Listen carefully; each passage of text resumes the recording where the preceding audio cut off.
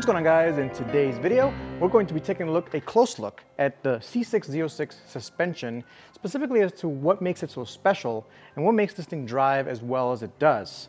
Now, I've covered a lot of different things in previous videos, but today we actually took the wheels off for you guys, and we're going to see exactly what the components are, what differentiates it from the competition, what can be improved, but ultimately what makes it so good. If you want to nerd out on suspension, this is a video for you. Let's go ahead and get started and have some fun. So here we are starting with the rear suspension. And the rear suspension is the main bit, especially in rear-wheel drive cars, that gives you that stability you need when you're taking those canyon corners or taking this car to the track and really loading up that rear tire with that cornering force.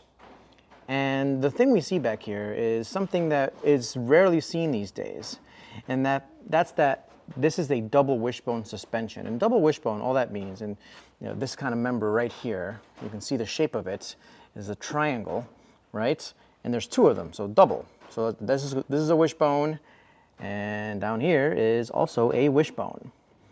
The beauty of double wishbone is that it allows the suspension to, when loaded up, give you that extra bit of stability because you're getting a lot more negative camber as this gets loaded up and gets raised up.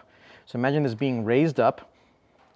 This will go up that way, and it'll give you that little bit of negative camber that you need. Now, you don't have to understand what negative camber necessarily means. If you do, you already know what I'm talking about. But what it gives you, again, is that extra bit of stability when you load up this rear tire. Let's say you're doing a really hard left-hand turn. We're on the right-hand side of the car. All the weight gets transferred to this side of the car, loads up this wheel, or right now a brake caliper, loads up the suspension, compresses the suspension, gives you more patch of an already large patch on the tarmac, and it gives you more grip. So this is a beautiful design. I love seeing it in these cars.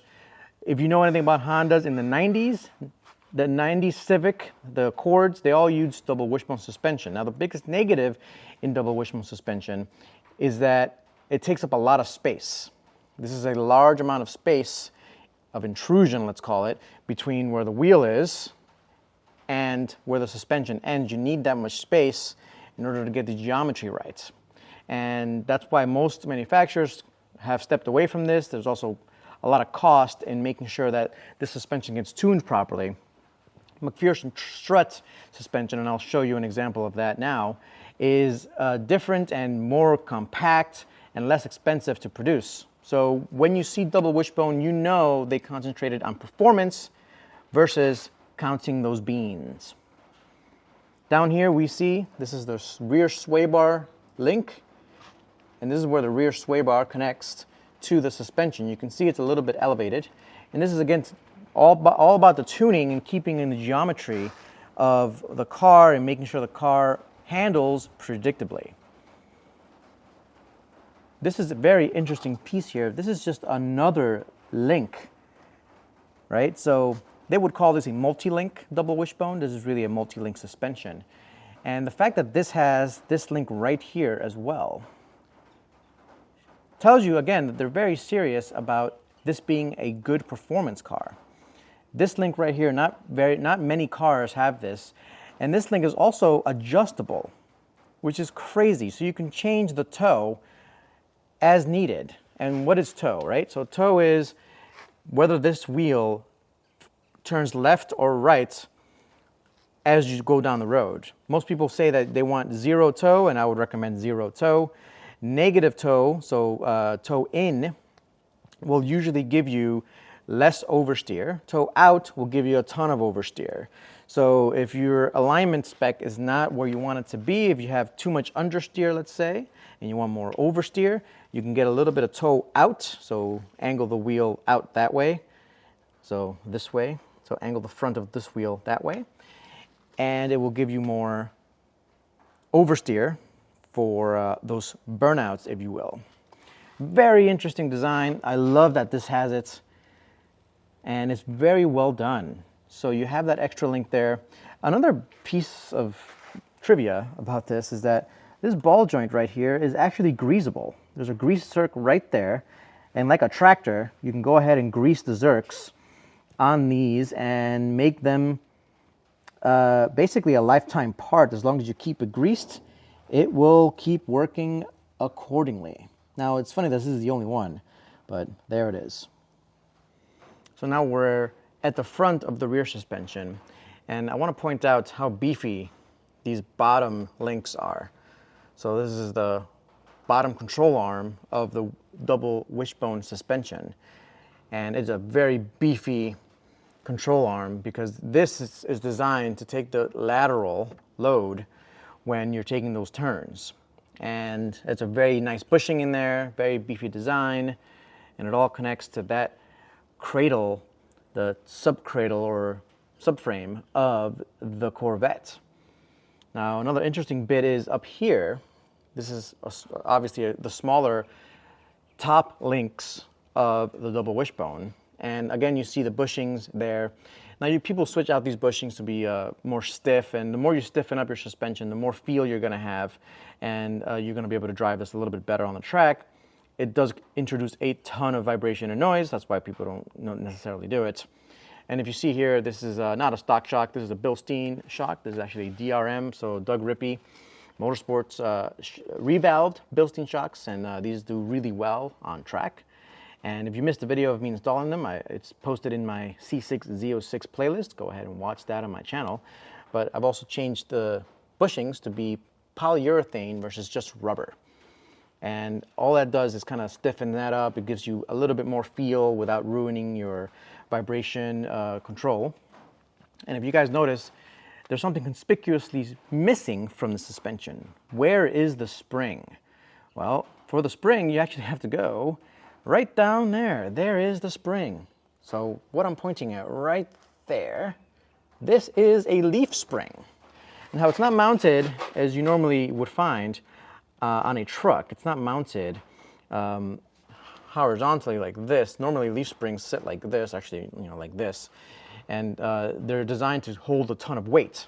They basically stole, let's say, it's not actually true, but let's just say they stole a Silverado leaf spring and put it back here. And but if you actually see it, it's very well designed, and it works exactly as a spring should, and it just holds the suspension in tension so that when you hit something or when you're turning, you don't have complete body roll. If you had no springs, you wouldn't have a suspension. That's really how it works. So this is a better look at the leaf spring and how it's mounted to the cradle, the rear cradle, and a close look at the bottom of that double wishbone suspension. The last piece I'll say is this very beefy drive shaft. This is basically I would say it's almost like a truck drive shaft. And this is because it has 505 horsepower. It's a 7-liter engine. Of course, it's going to have a beefy drive shaft. And it's very well done. You can see that they took a lot of time in designing the rear suspension. And honestly, there's very few or limited areas where you can improve. You can change your rear sway bar. That's already a very beefy looking one. It's a very, very large one. You can get a bigger one if you want. And the rule is if you put a big one in the rear or a stiffer one in the rear, you'll get more oversteer. If you put a beefier one in the front, you'll get more understeer. So what other modifications can we make to the Z06? Some people may want to adjust the rear camber. Let me see if I can illuminate what that would be, because this bolt right here is actually able to be changed, and you can modify your rear camber. There's a light. You can modify your rear camber using that bolt right there. So you would change the camber using that. This would move the arm outward or inward, depending on how much camber you want. And then you'd have to use the other adjustability, which is the toe in and toe out, to adjust the proper toe after you do the camber, because pushing this arm this way, or pushing it that way, pulling it this way, will change your toe in, toe out a little bit, and so you got to get that right. So there's that bolt right there. And it's awesome that you get it right from the factory. You can change your camber on the fly, especially when you're trying to adjust for how much grip you want during a corner, if you're having too much grip, too little grip, etc. So here we are at the front suspension. As you can plainly see, these are all aluminum parts, aluminum upper A-arm, aluminum lower A-arm for another double wishbone setup, which is quite lovely. And very similar to the rear. I mean, double wishbone works really well. It's a little bit more compact here. There's a lot less space because, hey, there's a big honking engine, 7-liter V8, behind this wall here. A couple of interesting bits here, however, is the fact that this mounts to an aluminum/magnesium engine cradle. So this right there, that's magnesium. And I've never seen magnesium parts on a car before, but the C6 being, the Z06 especially, being this special, it shows you we find magnesium in the engine cradle. And again, you see the very beefy lower A-arm, control arm for the suspension. Right there, this right here is the leaf spring. Again, effectively took a leaf spring from the Silverado, not actually true, but took a leaf spring, put it sideways, and instead of using a coiled spring, they use this type of spring. Not really a disadvantage necessarily. I mean, it's not as progressive as a regular spring. There's different attributes to it, but you can tune that out in the tuning process, and you have a ton of tuning abilities with this. Again, we have lots of mounting points, 1, 2, 3, 4. Then you have, if you count the spring, 5. And then of course, you have your steering/tie rod ends, which are right here. So now we're looking at the front of the front suspension. Again, this is the lower control arm, or lower A-arm, right here. This here is the very beefy front sway bar. If I were making modifications to the suspension, I would put a stiffer front A-arm. I feel like I want a little bit more control in the rear of the car, and a stiffer front anti-sway bar will give you more control over the rear of the car. So that's how I would modify it if I were doing those modifications. This right here, this is the tie rod end link right here. Now the tie rod end link would be the other piece that I would change to a more solid end. Now we'll introduce a lot more vibration to the steering wheel. This is what I'm talking about right here. And if you change that to a more solid one, you'd hope to get more feel in the steering wheel, which I think you do, but you will be getting a lot more vibration in the steering wheel. Some people don't like that, so that's why they don't do it that way.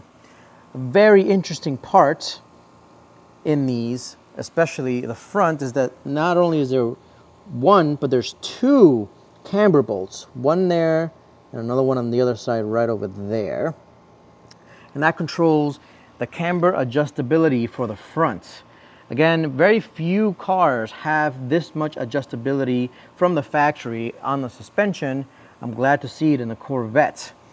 Of course, when you do camber adjustability, you do have to adjust your toe in and toe out, and that's done by this right here. This is the tie rod end link. It's a very beefy, by the way, end link.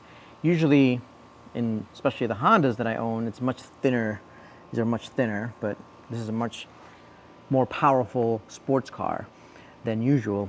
Another thing to see down here is you can kind of see the leaf spring over here. It's right there, and it kind of goes that way. And it's very cool to see that.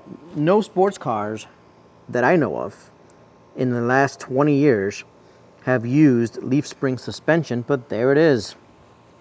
Taking a look at the top of the front of the suspension, you can see here, this thing right here is fairly small. Now, in McPherson strut cars, you can't make them that small because all of the weight of the car rests on those perches. But when it comes to double wishbone, that's not the case. To finish off the suspension talk here, I love how large the wheels and tires are. So in the front, it's 275, 35, 18. And that makes for a very beefy front tire. But if we look to the back, to the beefiest, Really large. And these are not 305s. These are 325 30/19 tires. They're huge tires.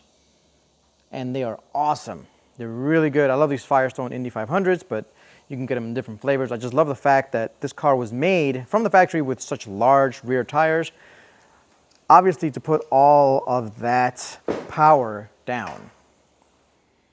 And now to kind of show you the suspension in action, since the car is all loaded on these left two wheels, you can see the camber that I'm talking about. So when it gets compressed up, you can see that the wheel goes into the body of the car. All right, so that about wraps up today's video. I hope you guys enjoyed it. I really like nerding out on these suspension parts. It really is what makes these cars so great, all of these cars that we own. Having double wishbone suspension is expensive and it takes a lot of room and a lot of engineering to do, but when you do it right, like the Corvette team does, hey, and frankly, like the Honda team used to do, they become iconic cars. For example, the Honda S2000 has double wishbone suspension, and we all know how great that car is. All right, guys, thanks for watching today's video. I really hope you guys enjoyed it. Let me know in the comments if you have any questions. Please leave a like. That really helps us out. And honestly, subscribe to the channel. That motivates me to do more of these videos, and I do love making these videos. Thanks for watching, guys. I'll catch you next time. Peace.